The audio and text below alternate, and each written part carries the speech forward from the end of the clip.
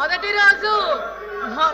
రోజు council members chairman chair దగ్గరికి ఉండడం సిగ్గు అధ్యక్ష. గతంలో చంద్రబాబు నాయుడు గారు ఆధునిక వైద్య సదుపాయాల కోసం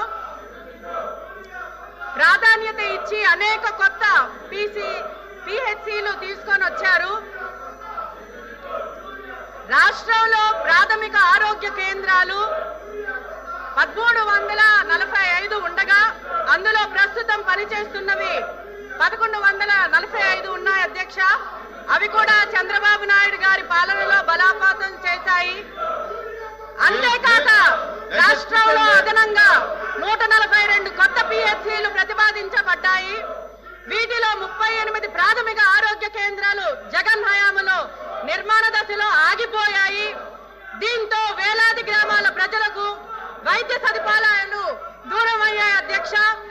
ప్రస్తుతం 53 పిహెచ్సిలు మాత్రమే సొంత భవనాలు, మరికొన్నిటికి గ్రామ సచివాలయాలు అద్దె భవనాల్లో ఉండడం జరుగుతుంది అధ్యక్ష.